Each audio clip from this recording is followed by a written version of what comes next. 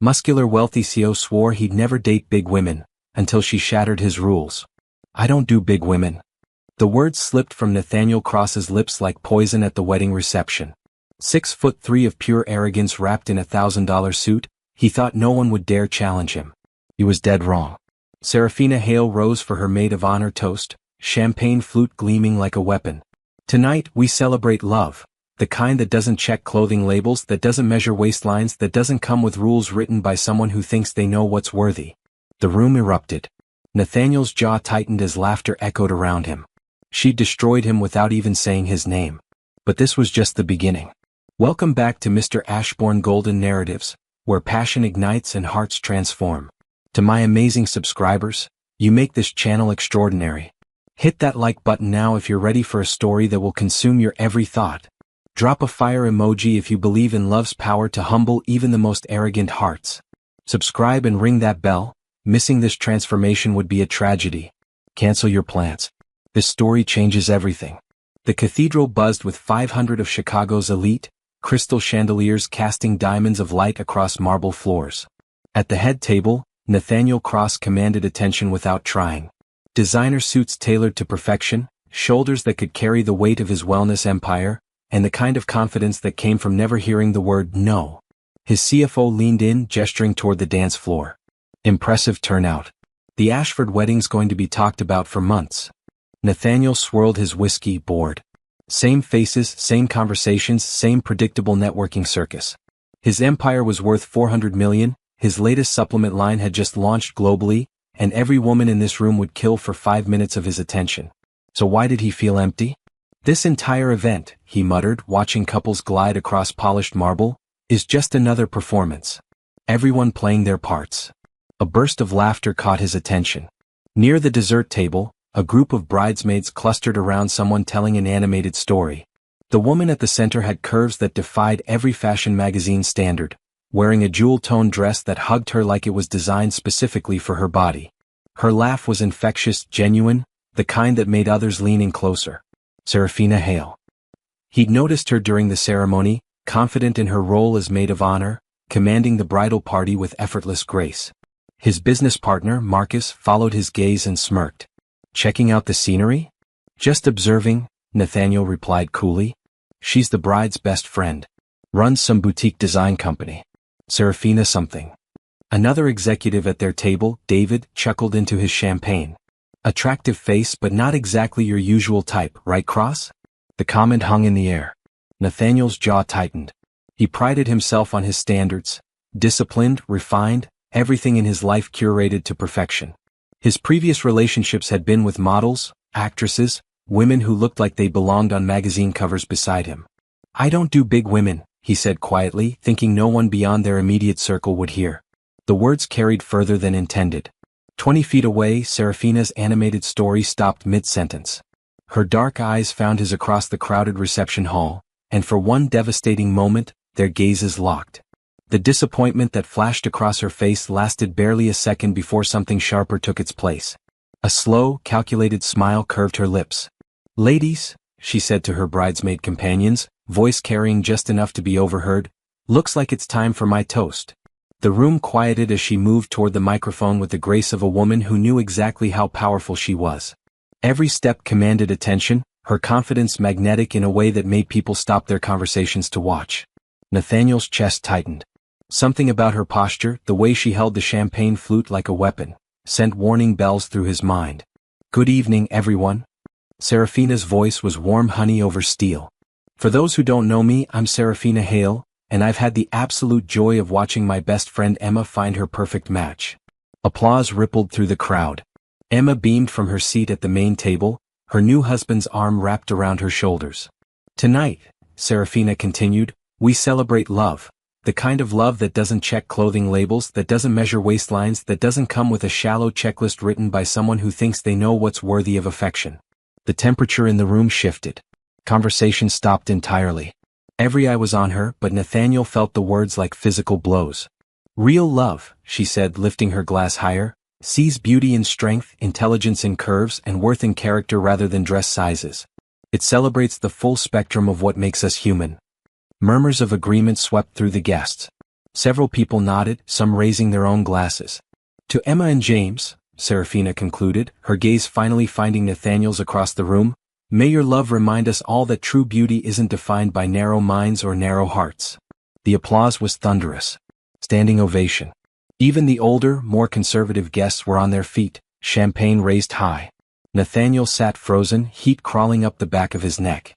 The woman had annihilated him without saying his name, without pointing a finger, without breaking her smile. She turned his casual cruelty into a teaching moment that had the entire room agreeing with her. Marcus leaned over, trying to contain his laughter. Well, that was subtle.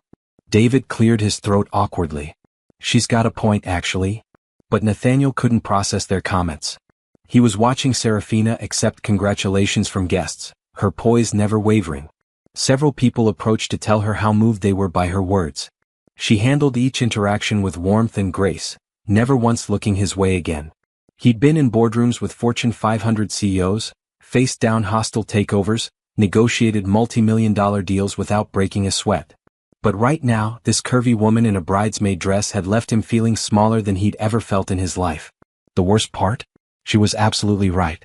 The reception continued around him, but Nathaniel felt like he was watching it through glass. His usual confidence had cracked, replaced by something he rarely experienced: shame. Every laugh from across the room made him wonder if people were talking about him, about what he'd said. When the dancing started, he watched Serafina glide across the floor with the bride's father, then with several other guests. She moved with natural rhythm, uninhibited by self-consciousness. Other dancers gravitated toward her energy, drawn to something authentic in a room full of carefully constructed images. You should apologize, Marcus said quietly during a lull in conversation. For what? Nathaniel's response came out sharper than intended. For being an ass. That woman just schooled you in front of Chicago's social elite, and you deserved every word. Nathaniel's grip on his whiskey glass tightened. It was a private comment taken out of context. Was it wrong, though? David asked. What you said. The question hung between them. Nathaniel found himself looking across the room again, watching Serafina chat with an elderly couple who seemed charmed by whatever story she was telling them. He'd built his empire on discipline, on maintaining standards, on surrounding himself with excellence. But watching her command respect and affection from everyone she encountered, he started to wonder if his definition of excellence was severely limited. The rest of the evening passed in a blur of forced conversations and hollow networking. But Nathaniel's attention kept drifting back to the woman who had turned his world upside down with a single toast. She never looked his way again, never acknowledged his presence. Somehow, that stung more than any insult she could have hurled at him directly. When the reception finally ended and guests began filtering out into the Chicago night, Nathaniel lingered by his car, tie loosened, mind racing. He'd won business wars, conquered markets, built something lasting from nothing. Tonight, he'd been conquered by 3 minutes of truth delivered with devastating elegance. And the most disturbing part? He couldn't stop thinking about her smile. Monday morning hit Chicago like a caffeine shot, and Serafina Hale was already 3 hours deep into her workday. Her design studio occupied the top floor of a converted warehouse in River North, floor-to-ceiling windows flooding the space with natural light that danced across mood boards, fabric samples, and the organized chaos that was creative genius in motion. She sat cross-legged on the polished concrete floor, surrounded by swatches of emerald velvet, sketches for a corporate rebrand, and a scale model of what would become a stunning conference room centerpiece. Lumos Designs wasn't just surviving in Chicago's brutal business landscape, it was dominating it.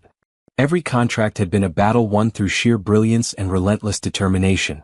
When potential clients expected a girl like her to be someone's assistant rather than the CEO, she'd learned to enter rooms with portfolios that spoke louder than prejudice.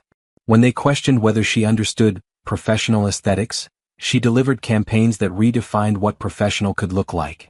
Her phone buzzed with a text from Emma. Still can't believe you roasted that arrogant CEO at my wedding. Legendary. Serafina smiled, setting the phone aside. She'd moved on from Saturday night's drama, focusing on what mattered, building something extraordinary. The studio door burst open with typical theatrical flair.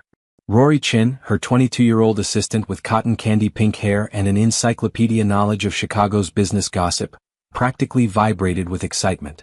Emergency meeting. Rory announced, clutching a tablet like it contained state secrets. Drop everything. This is bigger than that time we landed the Palmer House account. Serafina didn't look up from arranging color samples. If this is about another influencer collaboration, I'm not interested. We're a serious design firm, not a lifestyle brand. Better? Rory's grin could have powered the building. Try the Crosswell Foundation. That got Serafina's attention. The Crosswell Foundation was Chicago's most prestigious charity organization, with a donor list that read like Forbes' richest people. Landing their account would mean national exposure, A-list connections, and enough revenue to expand internationally. They want to meet? Serafina asked, finally looking up. They want to partner with us. Exclusive creative direction for their biggest campaign launch ever. We're talking millions in exposure, prime networking opportunities, and, Rory paused dramatically, a budget that would make our wildest dreams look modest.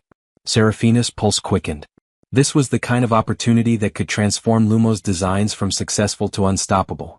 She'd built her company by taking calculated risks, by saying yes when others said impossible.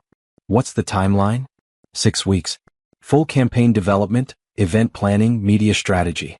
They want innovation, something that challenges traditional charity marketing. Perfect. Serafina thrived under pressure, and her team had proven they could deliver miracles on impossible deadlines. She was already mentally sketching concepts, envisioning color palettes that would make donors reach for their checkbooks. Send them our availability. Set up a meeting for... There's one tiny detail, Rory interrupted, suddenly looking less excited and more like someone about to deliver bad news. Serafina's eyes narrowed. What kind of detail?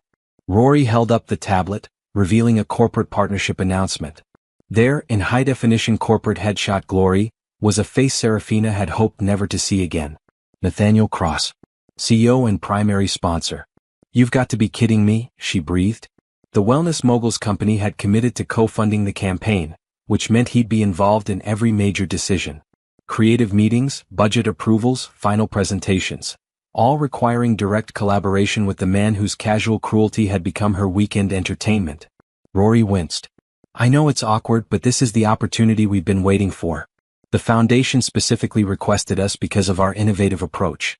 They want someone who can make charity work feel fresh and inclusive. Serafina stared at Nathaniel's photo, remembering the moment their eyes met across the wedding reception. The shock on his face when her toast had turned his own words against him. Part of her had enjoyed watching his confidence crumble, seeing him realize that actions had consequences even for billionaire CEOs. But working with him? That was a complication she hadn't anticipated. What did you tell them? She asked. That we'd need to review the partnership details before committing. I figured you'd want to think this through. Smart girl. Serafina had hired Rory not just for her organizational skills, but for her emotional intelligence. The kid understood that business decisions weren't just about profit. They were about integrity, about working with people you could trust.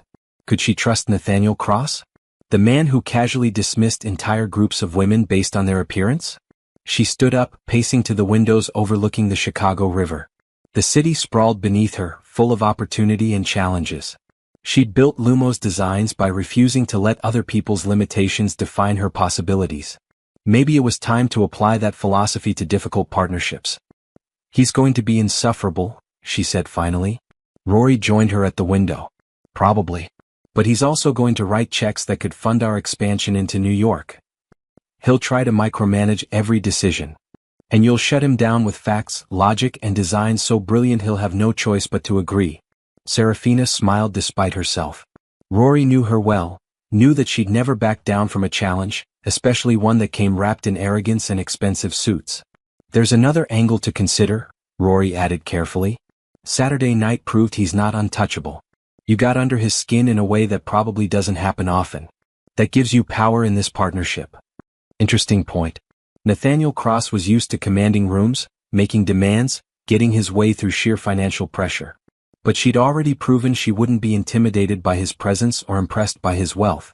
If anything, his casual cruelty had revealed weaknesses she could leverage professionally. Set up the meeting, Serafina decided. But make sure they understand our terms. Creative control stays with us. No design by committee. And if Mr. Cross has issues with our approach, he can fund someone else's mediocre campaign. You're going to enjoy this, aren't you? Rory asked with admiration.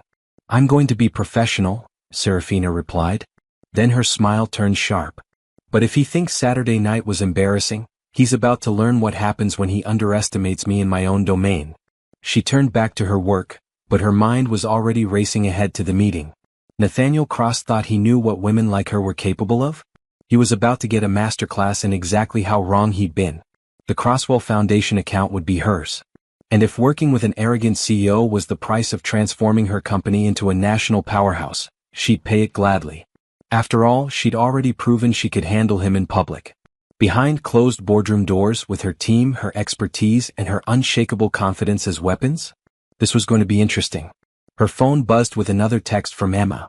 "Whatever you're planning, I want details." That man looked like someone had just told him his empire was built on quicksand. Serafina's laugh echoed through the studio. Maybe Emma was more perceptive than she'd realized.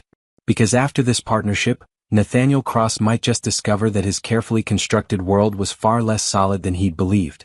And she was going to enjoy every moment of proving it. The Cross Wellness headquarters occupied 30 floors of gleaming steel and glass in downtown Chicago, each level a testament to Nathaniel's empire. The executive boardroom on the 28th floor smelled of leather chairs, coffee, and the kind of masculine confidence that came from closing billion-dollar deals. Nathaniel sat at the head of the mahogany table, flanked by his core team. Marcus Rivera, his business partner and voice of reason. David Chin, head of marketing and master of corporate spin. Sarah Mitchell, CFO and numbers wizard who could make budgets dance. 3 other executives rounded out the group, all sharp suits and sharper minds. The Crosswell Foundation partnership is critical, Nathaniel addressed the room, his voice carrying the authority of someone accustomed to being obeyed. This campaign redefines our public image. We're moving beyond just fitness and supplements into authentic wellness, mental health, community support, inclusive messaging. David nodded, scrolling through his tablet. Market research shows consumers want brands that reflect real values, not just profit margins. This charity launch positions us perfectly. The design firm we're partnering with, Marcus added, glancing at his notes, Lumos Designs. Small but impressive portfolio. Their CEO has a reputation for innovative concepts that actually convert to sales. Nathaniel's jaw tightened almost imperceptibly. He'd spent 3 sleepless nights trying to forget Serafina Hale's devastating toast, the way she'd owned that reception hall without breaking her composure. Now fate was forcing them into professional proximity. "What do we know about their approach?" he asked, keeping his voice neutral. Sarah pulled up their proposal on the wall screen. Bold, inclusive, authentic. They specialize in campaigns that challenge traditional marketing assumptions. Exactly what we need to differentiate from competitors. The boardroom door opened, and Nathaniel's assistant gestured the Lumos team inside. Serafina entered like she owned the building, wearing a fitted navy jumpsuit that was equal parts professional and unapologetically feminine. Her confidence filled the space, transforming the corporate atmosphere into something electric. Behind her, Rory carried portfolios and tablets, clearly the supporting player to Serafina's starring role. "Gentlemen," Serafina said with a polite nod that somehow managed to sound both respectful and challenging. "Thank you for this opportunity." Her gaze found Nathaniel's across the table, and for one charged moment, neither looked away. Saturday night hung between them, her public humiliation of his casual cruelty, his world tilting off its axis. "Miss Hale," Nathaniel replied smoothly, "I look forward to seeing if your ideas match your reputation for bold statements." The executives shifted in their chairs, sensing undercurrents they couldn't quite identify. Serafina's smile could have cut glass. "Bold statements are just the beginning, Mr. Cross. Wait until you see what bold execution looks like." She dropped her portfolio onto the table with deliberate confidence, the sound echoing in the suddenly tense room.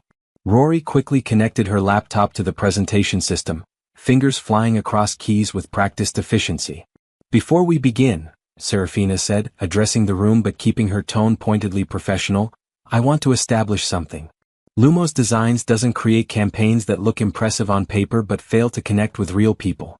We don't design for boardrooms full of executives who think they understand their audience without ever talking to them." David coughed to cover what might have been a laugh. Marcus leaned back in his chair, clearly intrigued. Nathaniel's fingers drummed once against the table, a tell that those who knew him recognized as barely contained irritation. "We design," Serafina continued, "for the humans your brand claims to serve. All of them. Not just the ones who fit narrow definitions of what wellness should look like." The first slide appeared on screen, a mock-up so vibrant and inclusive it made the room's corporate gray seem suffocating by comparison. Real people of all sizes, ages, ethnicities, celebrating authentic moments of joy and health. Your current campaigns, Serafina said, clicking to the next slide, feature models who represent maybe 5% of your actual customer base. Beautiful people, certainly. But beauty without authenticity is just expensive decoration. She clicked again, revealing market research data that made Sarah sit up straighter. 68% of consumers report feeling excluded by traditional wellness marketing. They want to see themselves reflected, not reminded of what they're supposedly failing to achieve. Nathaniel found himself leaning forward despite his determination to remain detached. The data was compelling, but more than that, her presentation had energy that made corporate pitches feel lifeless by comparison. This campaign, Serafina continued, revealing stunning visual concepts, doesn't just sell products. It sells belonging. It tells people that wellness isn't about conforming to someone else's standards, it's about becoming the healthiest version of yourself. The tagline appeared on screen: your journey, your victory, your way. The room fell silent. Even Nathaniel had to admit the concepts were exceptional.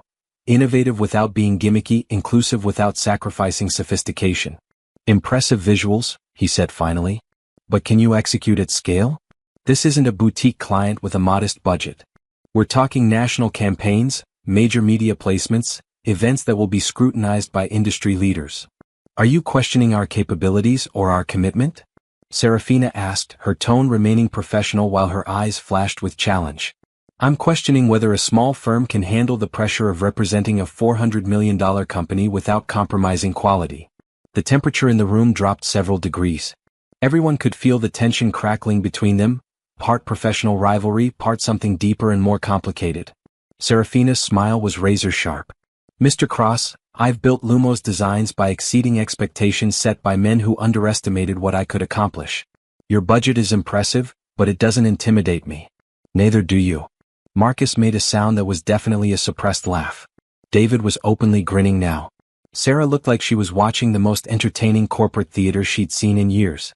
Nathaniel's eyes narrowed. Confidence is admirable, Ms. Hale. Overconfidence can be expensive. So can narrow-minded leadership, she shot back without missing a beat. But I suppose we'll find out which one costs more. The silence stretched between them, electric and dangerous. Finally, Nathaniel closed her portfolio with deliberate precision. Your concepts are adequate, he said, the word clearly chosen to sting. Adequate. Serafina repeated, her voice deceptively calm. That's interesting feedback from someone whose last campaign was so forgettable I literally can't remember what it was trying to sell. David choked on his coffee. Even Sarah was struggling to maintain professional composure. Nathaniel's composure cracked slightly. My campaigns have generated revenue, yes, Serafina interrupted smoothly. But revenue isn't the same as impact. Revenue isn't the same as connection. Revenue definitely isn't the same as respect. She stood, gathering her materials with fluid grace. When you're ready to discuss a partnership between equals rather than a lecture series about my supposed limitations, call me. Until then, I have actual innovative work to do. She turned toward the door, Rory scrambling to follow, when Nathaniel's voice stopped her. Sit down. The command was quiet but absolute. Serafina turned back slowly, eyebrow raised. Excuse me? Sit down. His tone was softer now, but carried unmistakable authority. We're not finished. Actually, we are. I don't work for men who think they can order me around because they sign the checks. Nathaniel stood as well, his full height imposing even across the boardroom table. You want to know what I think, Ms. Hale? Not particularly, but I suspect you're going to tell me anyway. I think you're brilliant. I think your concepts could revolutionize how wellness brands connect with consumers. I think you're exactly what this campaign needs. The admission hung in the air, surprising everyone, including Nathaniel himself. Serafina's eyes widened slightly. That sounded almost like respect, Mr. Cross. Careful, or people might think you're capable of recognizing talent when you see it. I'm capable of recognizing a lot of things, he replied quietly, including when I've met my match.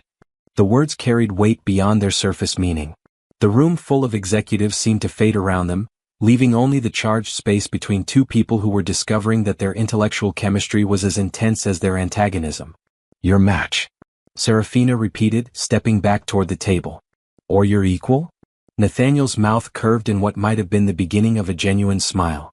We'll find out, won't we? She sat back down, portfolio reopening.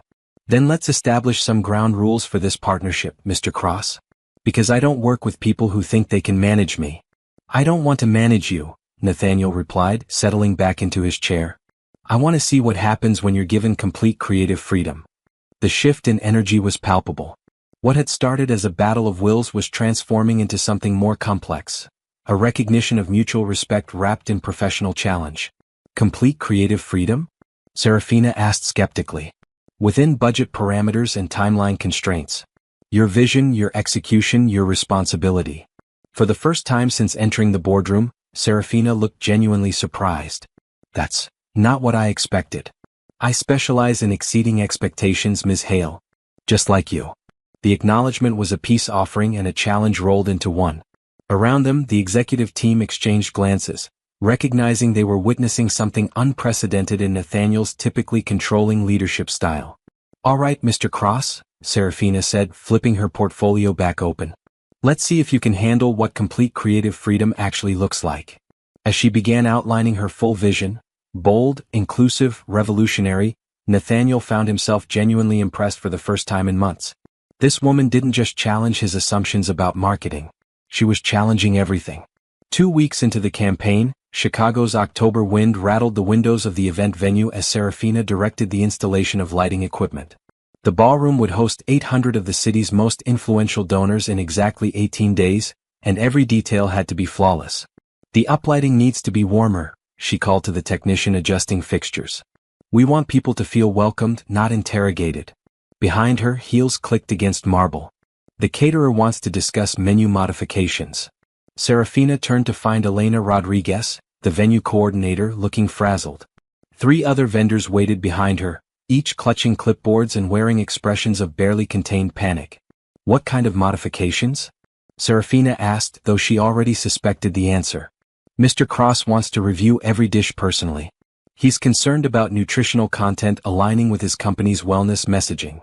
Of course he was. In 2 weeks of partnership, Nathaniel had inserted himself into decisions ranging from font choices to floral arrangements. The man couldn't delegate a lunch order without micromanaging the process. Where is he? Serafina asked with forced patience. Conference call with the foundation board. Should be finished soon. Serafina nodded to the vendors. Give me 30 minutes. I'll handle this. As the small crowd dispersed, Rory appeared at her elbow with a tablet and an expression of barely contained amusement. Let me guess, Rory said. Our billionaire control freak wants to personally taste test every canopy? Something like that. Serafina studied the lighting setup, mentally calculating angles and shadow patterns. How's the media timeline looking? Locked down tight. Press interviews scheduled for the week before, social media campaign launches Monday, and the photography team confirmed for tomorrow's mock-up session. The photography session. Another potential battlefield with Nathaniel, who had opinions about everything from background colors to model selection. At least this time, Serafina had chosen the talent herself. Real people, diverse in every way that mattered. Footsteps echoed across the ballroom's polished floor. Nathaniel approached, phone pressed to his ear, gesturing with his free hand as he spoke to whoever was unfortunate enough to be on the receiving end of his intense focus. That's not acceptable, he was saying. If the foundation board has concerns about messaging, schedule another review meeting. We don't compromise on quality. He ended the call and slipped the phone into his jacket pocket, immediately turning his attention to the venue setup. His gaze swept the room with the analytical precision of someone accustomed to finding flaws in everything. The stage positioning looks wrong, he said without preamble. Serafina's jaw tightened. Good afternoon to you too, Mr. Cross. The stage is positioned for optimal sight lines from every table. I've checked the angles 3 times. It needs to be more centered. The acoustics will suffer. The acoustics are perfect. The sound engineer confirmed it yesterday during testing. Nathaniel walked to the center of the room, studying the setup from different vantage points. His perfectionism was maddening, but Serafina had to admit he wasn't just being difficult for sport. He genuinely cared about the event's success. Fine, he said finally. But the lighting temperature is too warm. This isn't a romantic dinner party. Actually, it's exactly like a romantic dinner party. We want donors feeling emotionally connected to the cause, not like they're at a medical conference. Their voices carried across the empty ballroom, bouncing off crystal chandeliers and marble columns. The venue staff continued working around them, accustomed by now to their professional disagreements. About the menu, Nathaniel continued, pulling out his phone to scroll through notes. I want to eliminate the dessert course. Too many refined sugars send the wrong message about wellness. Serafina stared at him. You want to remove dessert from a charity gala? I want our messaging to be consistent. Our messaging is about inclusive wellness, not food-shaming wealthy donors who are writing six-figure checks. There are healthier alternatives. Stop. Serafina held up her hand, her patience finally snapping. We are not having this argument again. The dessert stays, the lighting stays, and the stage stays exactly where it is. I'm the creative director on this project, which means these decisions are mine to make. Nathaniel's eyes flashed. I'm funding this project, which means I have final approval on everything. Then maybe you should have hired a different kind of partner. Someone who'll smile and nod while you micromanage their expertise into mediocrity. They stood facing each other in the center of the ballroom, tension crackling between them like electricity. The venue staff had stopped working entirely, pretending not to listen while obviously hanging on every word. Fine, Nathaniel said through gritted teeth. Your vision. Your responsibility. My vision, Serafina agreed. My responsibility. He stalked toward the exit, then paused at the doorway. We have the budget meeting at 7. Don't be late. Wouldn't dream of it, she replied sweetly. 7 o'clock found them in Nathaniel's private office, 30 floors above the city lights. Floor-to-ceiling windows offered a breathtaking view of Lake Michigan, while the office itself was all clean lines and expensive simplicity, like its owner. Serafina sat across from his desk, laptop open, surrounded by budget spreadsheets and vendor contracts. They'd been working in relative silence for an hour, the only sounds the clicking of keyboards and occasional questions about line items. The floral budget seems excessive, Nathaniel said, not looking up from his screen. The florals are sourced from local farms and designed to reinforce our sustainability messaging. Every arrangement tells the story of supporting Chicago businesses. He nodded, making a note. The photography costs? Professional headshots for every foundation board member, plus campaign imagery that we'll use for the next 2 years. It's an investment, not an expense. Another nod. They were finding their rhythm, Serafina realized. When focused on practical details rather than creative philosophy, they worked together with surprising efficiency. I owe you an apology, Nathaniel said suddenly. Serafina looked up from her laptop. For which part? The micromanaging, the second-guessing, or the dessert crisis?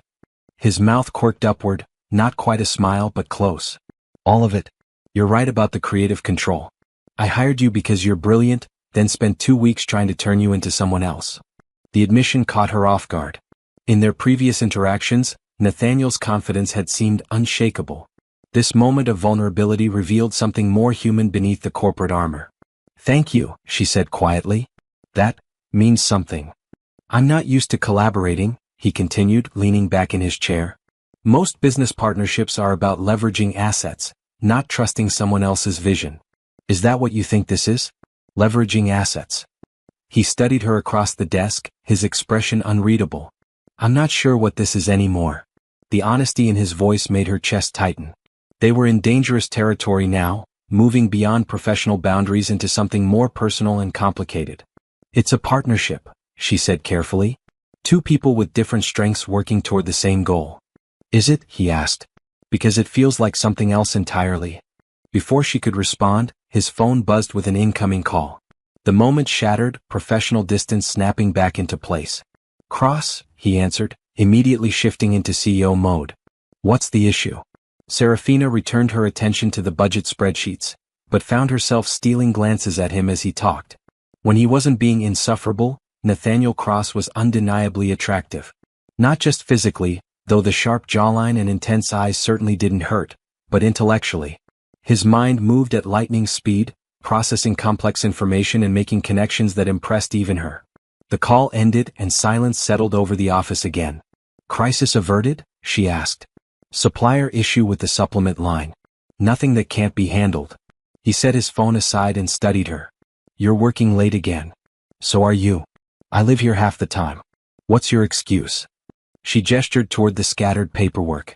Perfectionist creative director working with a perfectionist CEO. Someone has to make sure all these details align. You could delegate more. Could you? That earned her a genuine laugh, rich and warm in the quiet office. Point taken. They returned to work, but the atmosphere had shifted. Less combative, more collaborative. When Nathaniel questioned a budget line, Serafina explained her reasoning without defensiveness. When she suggested modifications to his vendor contracts, he listened without arguing. Why wellness? She asked during a break, both of them nursing coffee from his office machine.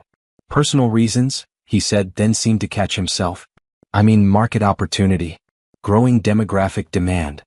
That's the corporate answer. What's the real one? He was quiet for a long moment, staring out at the city lights.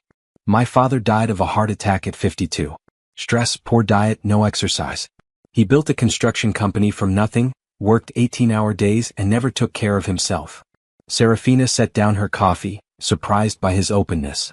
I started the supplement line thinking I could help other people avoid that fate, Nathaniel continued. But somewhere along the way it became about building an empire instead of serving people. Until now. Until now. He looked at her directly. Your campaign reminded me what I was trying to accomplish in the first place. The vulnerability in his admission made her heart skip. This wasn't the arrogant CEO from the wedding or the controlling perfectionist from their early meetings. This was someone genuine, someone who cared about more than profit margins. My father would have liked you, he said quietly. Would have. He appreciated people who weren't afraid to tell him when he was wrong. Said it was the only way to stay grounded when everyone else just tells you what you want to hear. Serafina felt heat rise in her cheeks. I do seem to specialize in that. Among other things, Nathaniel said, his gaze holding hers. The office suddenly felt smaller, the space between them charged with possibility. Serafina found herself noticing details she'd ignored before. The way he rolled up his sleeves when concentrating, the small scar above his left eyebrow, the fact that his confidence seemed most authentic when he thought no one was watching. We should probably call it a night, she said, though neither of them moved. Probably, he agreed. But they stayed, surrounded by paperwork and possibilities, both sensing that something fundamental was shifting between them. The antagonism that had defined their early interactions was giving way to something deeper, more complicated, and infinitely more dangerous. When Serafina finally gathered her things to leave, Nathaniel walked her to the elevator. Same time tomorrow? He asked. Wouldn't miss it, she replied. As the elevator doors closed between them, both realized they were no longer just talking about work. The venue thrummed with controlled chaos as dress rehearsal preparations reached their peak. Lighting technicians adjusted fixtures while catering staff arranged table settings for the final run-through. In 1 week, this ballroom would host Chicago's charity elite, but today it belonged to Serafina's vision coming to life. She stood center stage, clipboard in hand, directing the orchestra through their sound check when the main doors swept open with theatrical flair. Every head in the ballroom turned toward the entrance, conversation stopping mid-sentence. Camille Duval glided in like she was walking a red carpet. Tall, impossibly thin, wearing a cream-colored designer dress that probably cost more than most people's cars. Her platinum blonde hair caught the stage lights as she surveyed the room with the practiced eye of someone who expected to be the most beautiful person wherever she went. Behind her trailed 2 assistants and a photographer, clearly documenting her charity work for social media consumption. Darling. Camille's voice carried across the ballroom, honey-sweet and attention-commanding. This looks absolutely divine. Serafina's grip tightened on her clipboard. She recognized the woman instantly from society pages and gossip columns, Nathaniel's ex-girlfriend, former model turned lifestyle influencer, and according to Rory's research, someone who'd made a career of attaching herself to wealthy men's success. Nathaniel emerged from a side conversation with the foundation president, his expression shifting the moment he spotted Camille. Not pleasure, Serafina noted with interest but resigned wariness. Camille, he said evenly. What brings you here? Oh, you know me, she laughed, the sound like expensive champagne bubbles. Always supporting worthy causes. When I heard about your marvelous charity launch, I simply had to see how I could contribute. Her gaze swept the room before landing on Serafina with laser precision. The assessment was swift but thorough, taking in every curve, every detail, calculating threat levels with predatory efficiency. And you must be the event planner, Camille said, approaching with her entourage in tow. Creative director, Serafina corrected smoothly, extending her hand. Serafina Hale Lumos Designs. Camille's handshake was perfectly manicured ice. How wonderful that Nathaniel found someone so dedicated to making this work. The pause before dedicated was surgical in its precision, long enough to suggest other adjectives had been considered and rejected. The dedication is mutual, Serafina replied, matching Camille's smile with one equally sharp. When you're passionate about a project, you do whatever it takes to exceed expectations. Passion, Camille repeated, her eyes flicking toward Nathaniel with meaningful emphasis. Yes, I imagine that helps considerably. Nathaniel stepped closer, clearly uncomfortable with the undertones. Camille, if you're interested in supporting the foundation, I can connect you with their development team. Actually, Camille interrupted, I was thinking of something more hands-on. Perhaps I could help with the final preparations? I do have considerable experience with high-profile events. Translation. She wanted access, information, and opportunities to undermine whatever she perceived as threatening about Serafina's presence in Nathaniel's life.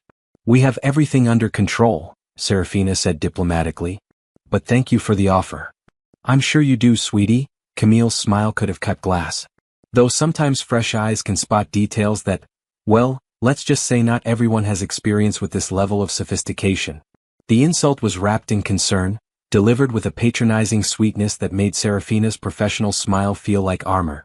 You're absolutely right, Serafina agreed. Sophistication is about understanding your audience and creating experiences that resonate authentically. Surface-level polish without substance tends to fall flat with discerning crowds. Camille's eyes narrowed slightly, recognizing the counterattack. Ladies, Nathaniel interjected, his voice carrying subtle warning. Perhaps we should focus on the rehearsal schedule. But Camille wasn't finished. She moved closer to the stage setup, trailing her fingers along the table linens with practiced grace. The decor is certainly bold, she mused. Very colorful. I suppose there's an audience for that approach, though I've always believed charity events benefit from more classic elegance. She gestured toward her photographer, who immediately began capturing her posed interactions with the venue setup, clearly planning to leverage her involvement for social media content. Classic elegance, Serafina repeated thoughtfully. You mean the approach where everything looks the same as every other wealthy fundraiser? Where donors feel like they're attending the same event they went to last month, just with different table numbers? Well, there's something to be said for timeless style. There's also something to be said for making people feel seen and valued rather than just impressed, Serafina countered. But I suppose different designers have different priorities. Rory appeared at Serafina's elbow, tablet in hand, clearly sensing the tension. The photographer wants to review lighting angles for tomorrow's shoot, she announced diplomatically. Perfect timing, Serafina said, grateful for the interruption. Excuse me, there are actual details that need attention. As she walked away, she heard Camille's laugh ring out behind her, followed by the woman's voice pitched just loud enough to carry. She certainly has confidence, doesn't she? Though I suppose when you're working with someone like Nathaniel, confidence becomes necessary. Serafina's steps didn't falter, but her jaw tightened. The implication was clear, that her professional relationship with Nathaniel required extra confidence to compensate for personal inadequacies. 20 minutes later, Serafina found herself in the venue's service corridor, reviewing vendor schedules and trying to shake off Camille's calculated barbs. The woman was a master manipulator, wrapping cruelty in concern and making insults sound like observations. Footsteps echoed in the hallway. Nathaniel approached, looking like someone who'd rather be anywhere else. She's gone, he said without preamble. I wasn't avoiding her. No, but you were avoiding me. Serafina looked up from her clipboard. Should I not be? Nathaniel ran a hand through his hair, messing the perfectly styled strands. Camille has a talent for creating drama where none exists. Don't let her get in your head. She's not in my head. Isn't she? The question hung between them, loaded with implications neither wanted to examine too closely. What was she to you? Serafina asked, then immediately regretted the question. Sorry, that's not my business. A mistake, Nathaniel said quietly. A 2-year mistake that taught me the difference between wanting someone and actually knowing them. The honesty in his voice made her chest tighten. And now I'm trying to figure out what it means to work with someone who challenges everything I thought I knew about partnership. The word partnership carried weight beyond its professional meaning. They were in dangerous territory again, personal boundaries blurring with professional ones. She's beautiful, Serafina said, hating herself for the vulnerability in her voice. She's perfect, Nathaniel agreed, then stepped closer. Perfect and empty. Like a magazine cover. Impressive from a distance, but there's nothing real underneath. And what am I? The question escaped before she could stop it, revealing insecurities she'd thought were buried. Nathaniel's gaze held hers, intense and unwavering. "You're real. Brilliant. Infuriating. The most genuine person I've ever met."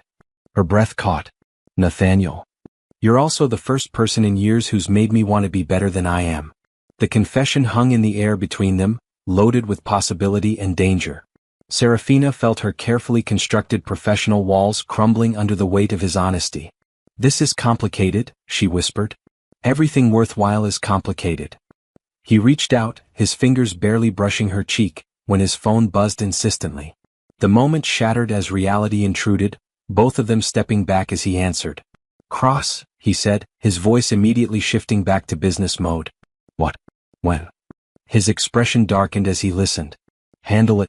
I'll be there in 20 minutes. He ended the call and looked at Serafina with frustration and regret. "Crisis at the main office. Board meeting got moved up." "Go," she said, forcing her voice to remain steady. "I have everything under control here." He hesitated, clearly torn between professional obligations and the moment they'd almost shared. "Nathaniel," she said softly, "we both know this event comes first. Everything else can wait." He nodded, already mentally shifting gears. "Tomorrow's photography session. Will be perfect," she finished. "Trust me." As he walked away, Serafina pressed her back against the corridor wall, heart hammering. Camille's interruption had been calculated and effective, reminding both of them that their growing connection existed in a world full of complications. But as she returned to the ballroom, Serafina found herself smiling. Because for all of Camille's beauty and manipulation, Nathaniel had looked at her, really looked at her, and seen something worth choosing. The question was whether he'd have the courage to make that choice when it truly mattered. Comments below. Have you ever had someone try to make you feel small just when things were going well? How did you handle it? Don't forget to like it if you're invested in Serafina's journey. The ballroom blazed with golden light as Chicago's most powerful gathered for the Crosswell Foundation's campaign launch. 800 guests in designer gowns and tailored tuxedos filled tables adorned with Serafina's vibrant centerpieces, their conversations creating a symphony of wealth and influence. Serafina moved through the crowd like a conductor orchestrating a masterpiece, her emerald dress catching the light as she checked final details.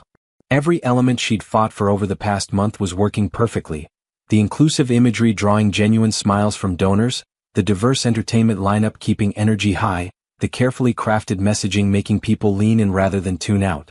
"The Peterson table wants to increase their pledge," Rory whispered, appearing at her elbow with an update. "They're asking about ongoing partnership opportunities." "Excellent. Make sure Foundation Development gets their contact information immediately." Serafina's gaze swept the room, landing on Nathaniel near the main stage. He commanded attention effortlessly in his midnight blue tuxedo, but she noticed the tension in his shoulders, the way his smile didn't quite reach his eyes. The pressure of this public debut was getting to him. Camera flashes erupted near the entrance as Chicago's society photographers captured arriving VIPs. The mayor, 3 Fortune 500 CEOs, a handful of celebrities known for their philanthropy, everyone who mattered was here to witness either triumph or disaster. "Serafina, darling." She turned to find Camille Duval approaching, resplendent in silver sequins that caught every light in the room. Her smile was magazine perfect, but her eyes held the cold calculation of someone preparing for war. "Camille," Serafina replied evenly. "You look lovely." "Thank you, sweetie. This whole event is just magical, so colorful and energetic. Very different from what I would have chosen, but certainly memorable." The backhanded compliment was delivered with poisonous sweetness, loud enough for nearby tables to overhear. Several guests glanced over, clearly intrigued by the undercurrent of tension. "Different is exactly what we were going for," Serafina said smoothly. "Memorable impact rather than forgettable elegance." Camille's laugh tinkled like breaking glass. "Oh, I'm sure it will be memorable. Though I do worry about sustainability, will people remember it for the right reasons?" Before Serafina could respond, the lights dimmed and soft music began playing, signaling the start of formal presentations. She excused herself, moving toward the stage area where Nathaniel waited with the foundation president. "Everything looks incredible," he said quietly as she approached. "You should be proud." "We should be proud," she corrected. "This is our success." His eyes held hers for a moment longer than professionally necessary, conveying gratitude and something deeper. Then the foundation president was introducing him, and Nathaniel stepped into the spotlight. He spoke about wellness, community, and the power of inclusive health initiatives. His natural charisma filled the ballroom, making even jaded billionaires lean forward in their seats. When he introduced the campaign imagery, Serafina's bold, authentic visuals, the response was electric. Applause thundered through the room. Donors were already reaching for their phones, some clearly planning to exceed their original pledges. Serafina felt a surge of vindication watching her vision resonate with exactly the audience Nathaniel had worried wouldn't understand it. But then Camille made her move. As applause died down and guests began moving toward the reception area, Camille somehow acquired a microphone. Her voice cut through the crowd chatter like a blade through silk. "Before we all celebrate," she announced, her smile radiant and deadly, "I think we should acknowledge the creative vision behind tonight's success." Serafina's blood turned to ice. This wasn't planned, wasn't part of the program. Camille was going off script, and that meant danger. As someone who's known Nathaniel for years, Camille continued, her voice carrying to every corner of the ballroom, I've watched him build an empire based on excellence, discipline, and uncompromising standards. The room had gone completely silent, 800 of Chicago's elite hanging on every word. Cameras were turning toward Camille, society photographers sensing drama. Tonight's event certainly represents a departure from those standards, Camille said with delicate precision. A bold experiment in inclusive marketing. The question is whether someone who doesn't personally embody wellness principles can truly represent what this foundation stands for. Gasps rippled through the crowd. The insult was surgical, delivered with a smile, wrapped in concern for the foundation's mission, but aimed directly at Serafina's legitimacy. Every eye in the ballroom turned toward Serafina. She felt the weight of their judgment, the whispered calculations about whether Camille had a point. Years of fighting for respect, of proving her worth in rooms that doubted her value, compressed into this single moment. She could feel her carefully constructed confidence wavering under the public scrutiny. Camille had chosen her moment perfectly, after the presentations when adrenaline was high and defenses were down, in front of people whose opinions could make or break careers. But then Nathaniel stepped forward. Enough. His voice cut through the ballroom like a command from on high. The single word carried such authority that conversation stopped mid-sentence. He took the microphone from Camille's hands with deliberate calm, his expression harder than Serafina had ever seen it. "Ladies and gentlemen," he began, his voice carrying to every corner of the room, "tonight you've witnessed something extraordinary. Not just a charity launch, but a complete redefinition of what wellness leadership looks like." The ballroom held its collective breath. For too long our industry has promoted a narrow vision of health, one that excludes more people than it serves, one that mistakes appearance for authenticity. His gaze swept the crowd before landing squarely on Camille. "Tonight we're changing that conversation." He turned, his eyes finding Serafina across the room, and the intensity of his gaze made her heart hammer against her ribs. Serafina Hale didn't just design this campaign, she revolutionized it. Her vision challenged every assumption my company has made about who deserves to feel worthy of wellness. She forced us to confront our own biases and emerge better for it. The room was so quiet that crystal glasses clinking at distant tables sounded like bells. "True wellness," Nathaniel continued, his voice gaining power, "isn't about conforming to someone else's definition of perfection. It's about courage, authenticity, the strength to take up space in a world that constantly tries to diminish you." He stepped closer to the edge of the stage, commanding the room's complete attention.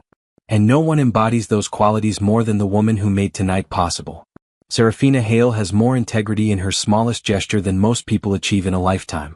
She's brilliant, fearless, and exactly the kind of leader our industry needs." Applause began slowly, then built like a wave. First the foundation board members, then major donors, then the entire room rising to their feet in thunderous ovation. But Nathaniel wasn't finished. "She didn't just create this campaign," he said, his voice carrying over the applause. "She changed me. She changed my company. She reminded me that true strength isn't about excluding others, it's about lifting them up." Serafina felt tears prick her eyes, overwhelmed by the public validation but more by the raw honesty in his voice.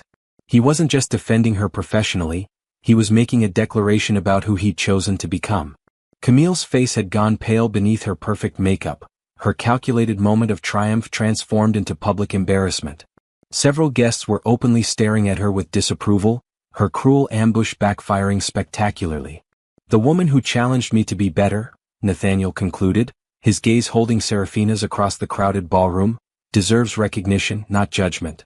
She deserves respect, not shallow criticism from people who mistake cruelty for sophistication. The applause was deafening now, a standing ovation that seemed to shake the crystal chandeliers. Donors were cheering, foundation board members were beaming, and Camille was making a swift exit toward the doors. As the crowd began to settle, guests approached Serafina in waves. Major donors wanted to discuss future partnerships. Foundation board members praised her innovative approach. Society matrons who'd initially seemed skeptical were now effusive in their compliments. Brilliant strategy, the mayor's wife confided. Making wellness accessible rather than aspirational, genius. We need this energy for our hospital fundraiser, added a prominent arts patron. Would you consider taking us on as a client? But Serafina barely heard them. Her attention was locked on Nathaniel as he worked the crowd, accepting congratulations while continually glancing her way.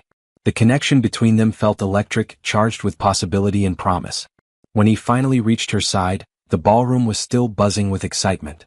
Donors were writing larger checks than originally planned, social media was exploding with positive coverage, and the foundation president looked like someone who'd just witnessed a miracle. Thank you, she said quietly, her voice barely audible over the continued celebrations. Don't thank me for telling the truth, he replied, stepping close enough that their conversation became private despite the crowd. Everything I said up there? I meant every word. The intensity in his eyes made her breath catch. Nathaniel. I know this is complicated. I know mixing business with personal feelings is risky. But what happened up there? That wasn't about protecting a business partner. That was about protecting someone Mr. Cross. The foundation president appeared beside them, beaming with excitement. The initial donation tallies are incredible. This campaign is already exceeding our wildest projections. The moment fractured as professional obligations intruded, but the promise in Nathaniel's unfinished sentence hung between them. As the evening wound down and guests began filtering out into the Chicago night, Serafina found herself surrounded by business cards, partnership proposals, and the kind of professional opportunities she'd dreamed about for years. But more than that, she'd found something she hadn't been looking for. A man who saw her worth not despite her differences, but because of her authenticity. The ballroom slowly emptied as midnight approached, leaving behind the detritus of triumph, empty champagne glasses, scattered business cards, and the lingering scent of success. Serafina stood at the service entrance, thanking the last of the vendor teams as they packed up their equipment. The lighting crew is finished and catering settled the final count, Rory reported, appearing with her tablet and a tired but satisfied smile. Press coverage is already hitting social media, all positive. The foundation president wants to schedule a follow-up meeting for Thursday. Perfect. Serafina accepted the tablet, scrolling through preliminary social media metrics. The campaign was trending on 3 platforms with engagement rates that made her pulse quicken. Make sure you get home safely. You've earned 12 hours of sleep. What about you? You've been running on adrenaline and espresso since sunrise. Serafina glanced around the nearly empty ballroom. Nathaniel was still here somewhere, finishing conversations with board members and major donors. After his public declaration, they'd barely managed 2 words alone together. I need to wrap up a few things, she said diplomatically. Rory's knowing smile suggested she wasn't fooled. Those few things wouldn't happen to be 6'3" and currently charming the foundation treasurer, would they? Go home, Rory. Going. Rory gathered her things, then paused. For what it's worth, boss, tonight was magic. What he said up there. That wasn't just professional respect. That was a man falling hard for someone extraordinary. After Rory left, Serafina found herself alone in the ballroom's golden glow. The silence felt profound after hours of conversation and laughter, leaving space for her mind to process everything that had happened. Camille's attack. Nathaniel's defense. The moment when she'd felt the entire room's attention focused on her worthiness, her right to occupy space in their elevated world. And then his words, cutting through doubt like a sword through shadows. Hiding from me? She turned to find Nathaniel approaching from the main entrance, his tuxedo jacket draped over one arm, bow tie undone and hanging loose around his neck. The formal perfection was gone, replaced by something more human and accessible. Hiding from everyone, she admitted. I needed a moment to breathe. He stopped a few feet away, close enough for conversation but respecting the space she clearly needed. How are you feeling? Overwhelmed. Vindicated. Terrified. She laughed softly. Your speech tonight, that wasn't just professional courtesy, was it? No, he said quietly. It wasn't. The honesty in his voice made her chest tighten. They were finally alone, no vendors or board members or society photographers to interrupt whatever conversation they'd been circling for weeks. There's a balcony off the mezzanine level, Nathaniel said. Private. Better view than this ballroom. She followed him through service corridors and up a narrow staircase to a forgotten corner of the venue. The balcony was small, wrought iron and stone, overlooking the Chicago River where city lights reflected like scattered diamonds on dark water. Much better, she said, breathing in the cool October air. Nathaniel leaned against the railing beside her, close enough that she could feel the warmth radiating from his body. I owe you an apology. For what? Tonight you were. For the wedding, he interrupted. For what I said. For being exactly the kind of man who judges people based on appearances rather than character. Serafina studied his profile in the moonlight. That seems like a lifetime ago. It was a lifetime ago. Working with you, watching you command rooms and solve problems and make people feel seen. You changed everything I thought I knew about strength. He turned to face her fully, his expression vulnerable in a way she'd never seen before. I built my empire on discipline and control, surrounding myself with people who reflected what I thought success should look like. But you showed me what authentic power actually means. Which is making others better just by being yourself. Never compromising your values even when it would be easier. Fighting for what matters regardless of who's watching. The sincerity in his voice made her eyes burn with unshed tears. Nathaniel. I'm falling for you, he said simply. Not the designer, not the creative director, not the woman who saved my campaign. The person who refuses to shrink, who challenges me to be better, who laughs at my control freak tendencies and somehow makes me want to relax them. Her breath caught. After weeks of professional boundaries and careful distances, his words hit like lightning. This is complicated, she whispered. The best things always are. He stepped closer, his hand reaching up to brush a strand of hair from her face. The touch was gentle, reverent, like he was afraid she might disappear. I know I don't deserve a chance with someone like you, he continued. I know I've made mistakes, said things that revealed exactly how shallow I used to be. But if you're willing to take a risk on someone who's still learning how to be worthy of your time. Stop, she said softly. He froze, hand still touching her cheek. Stop. Stop talking about whether you deserve me. Stop making this about worthiness or mistakes or who we used to be. She stepped closer, eliminating the space between them. I'm not interested in the man you think you should be. I'm interested in the man standing right here. Relief flooded his expression. And who is that? Someone brave enough to defend what matters even when it's difficult. Someone who works harder than anyone I know, who carries the weight of other people's livelihoods without complaint. She smiled, her hand finding his chest, feeling his heartbeat accelerate under her palm. Someone who makes me want to take risks I swore I'd never take again. What kind of risks? The kind where you let someone close enough to hurt you. Where you trust that maybe, just maybe, they'll choose to lift you up instead.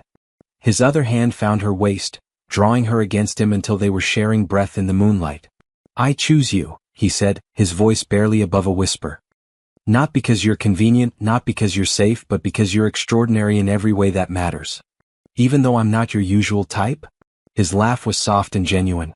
Especially because you're not my usual type. My usual type was beautiful and empty. You're beautiful and brilliant and real and terrifying in the best possible way. Terrifying?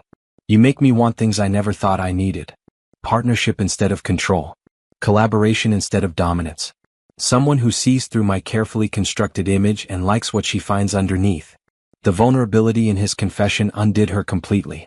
This wasn't the arrogant CEO from the wedding or even the intense businessman she'd been working with.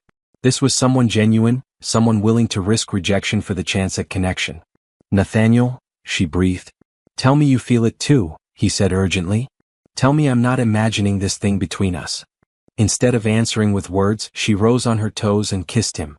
The kiss was soft at first, tentative, both of them testing the waters of this new territory. But then his arms tightened around her and she melted against him, and tentative became passionate, desperate, full of weeks of suppressed attraction and denied possibility. When they finally broke apart, both breathing hard, Nathaniel rested his forehead against hers. That was worth waiting for, he said. Just worth it, she teased.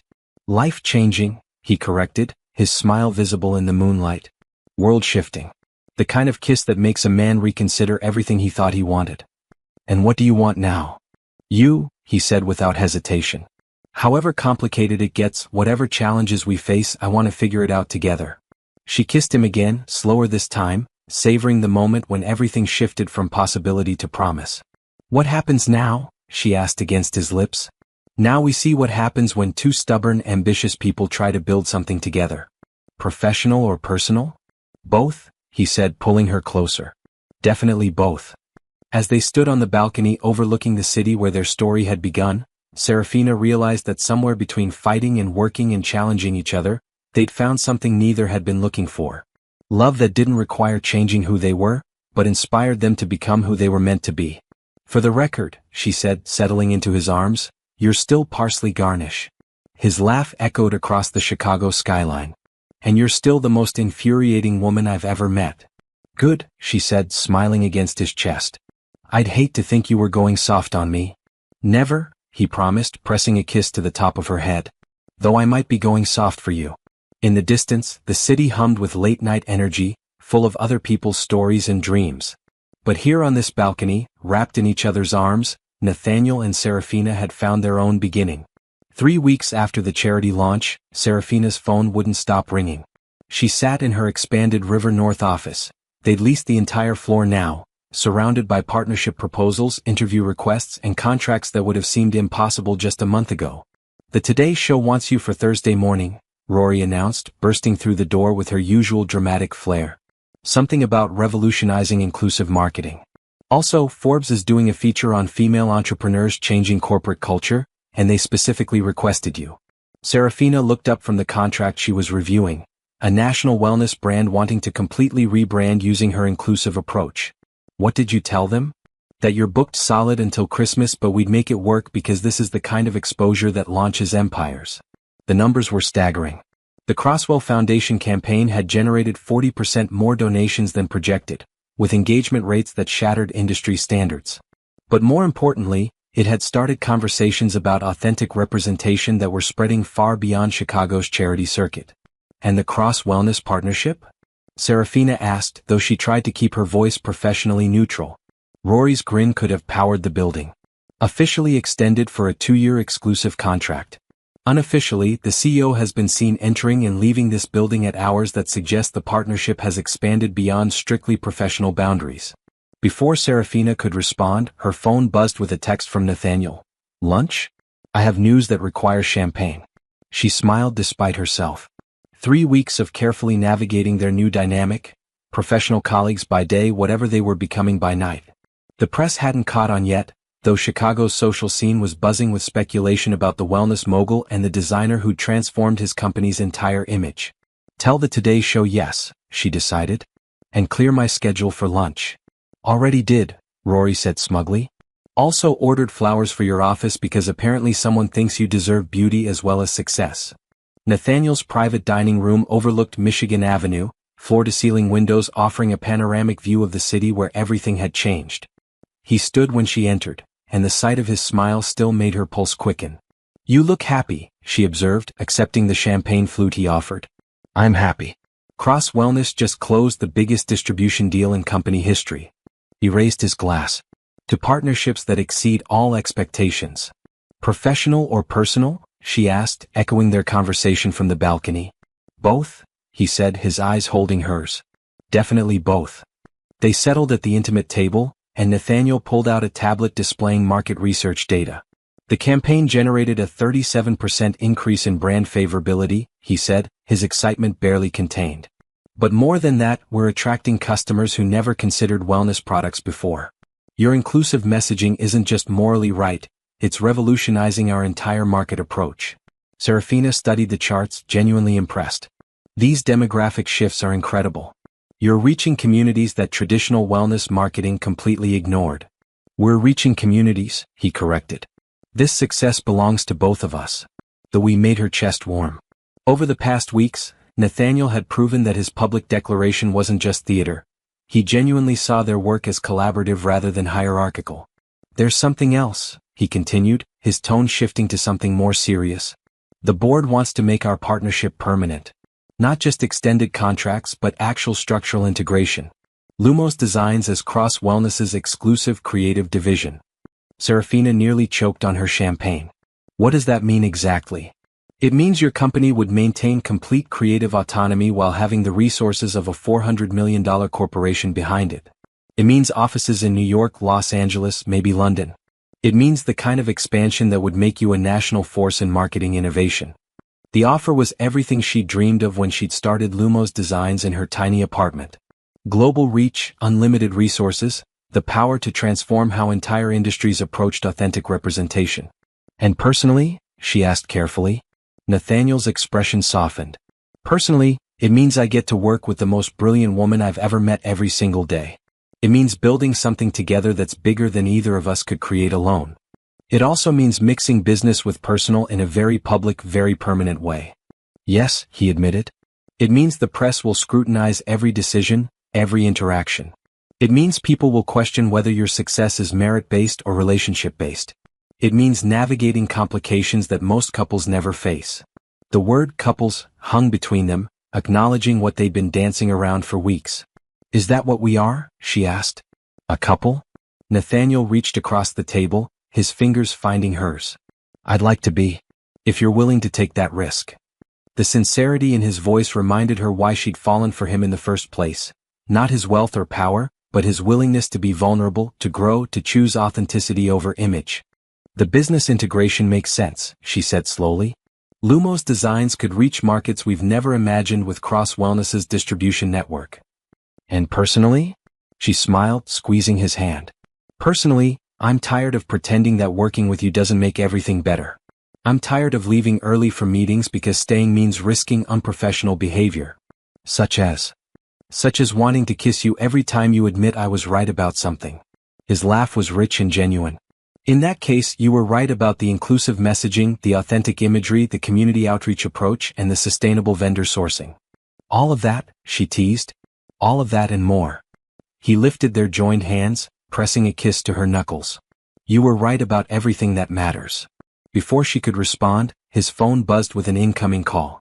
But instead of answering immediately, Nathaniel glanced at the screen and set it aside. Board meeting? She asked. Can wait, he said firmly. This conversation is more important than whatever crisis they think needs immediate attention. The gesture, small but significant, showed how much had changed. The man who'd once micromanaged every detail was learning to prioritize what truly mattered. So, she said, settling back in her chair, tell me about this global expansion plan.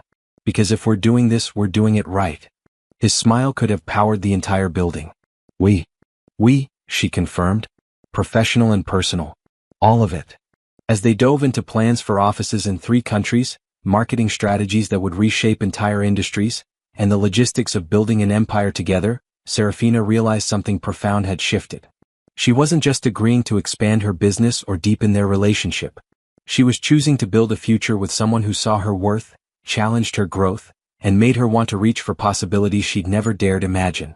6 months later, the New York Times featured a full-page spread about Cross Wellness's transformation from traditional supplement company to inclusive wellness pioneer. The headline read, "The CEO who learned to listen and the designer who changed an industry." Serafina laughed, reading the article aloud from their shared office overlooking Lake Michigan. Listen to this. Nathaniel Cross's willingness to embrace authentic representation has revolutionized wellness marketing, proving that genuine inclusion drives both social impact and remarkable profits. They make it sound like I had a choice, Nathaniel said from his desk across the room, where he was reviewing expansion plans for their London office. You didn't exactly ask politely when you demolished my outdated assumptions. I'm naturally persuasive. You're naturally terrifying. There's a difference. Their banter had become legendary among staff, who'd learned that heated debates about creative direction usually ended with both executives grinning and everyone else getting raises from the resulting brilliant campaigns. Lumos Designs had grown from Serafina's boutique agency to a global powerhouse, with offices in 4 countries and a client roster that included 3 Fortune 100 companies. More importantly, their approach to inclusive marketing was inspiring industry-wide changes that went far beyond profit margins. Speaking of terrifying, Nathaniel continued, the Harvard Business Review wants to interview us about romantic partnerships in corporate leadership. Apparently we're case study material now. What did you tell them? That we're too busy succeeding to analyze our success. He looked up from his papers, expression softening. Though I did mention that the best business partnerships happen when two people make each other better at everything. Serafina set down the newspaper and walked to his desk, perching on the edge. Everything? Everything, he confirmed, pulling her closer. You make me a better CO, a better man, and definitely better at admitting when I'm wrong. Which happens frequently. Daily, he agreed, then kissed her hand. Lucky for me, you seem to enjoy proving your point. Someone has to keep you humble. Is that what you call it? He stood, wrapping his arms around her waist. Because I call it being completely owned by someone extraordinary. Their success story had become the stuff of business school legends. The arrogant CEO humbled by love, the brilliant designer who transformed an empire. But the real story was simpler. Two people who'd found in each other the courage to become who they were meant to be. You know, Serafina said, settling into his embrace, you're still parsley garnish. Nathaniel's laugh echoed through their shared office, across the company they'd built together, and into a future bright with possibility. And you're still the best thing that ever happened to me. Thank you for joining us on this incredible journey of love, transformation, and second chances. If this story made your heart race and your soul soar, smash that like button, drop your favorite moment in the comments, and subscribe for more passionate love stories that will keep you believing in the power of authentic connection. Which moment made you fall in love with their story? The wedding confrontation? The boardroom battle? That magical balcony kiss? Tell us below. We read every comment. Don't forget to hit that notification bell so you never miss our latest uploads. Because at Mr. Ashbourne Golden Narratives, we believe every heart deserves a love story worth telling. Until next time, keep believing in love that transforms, challenges, and makes you better than you ever thought possible. Red Heart.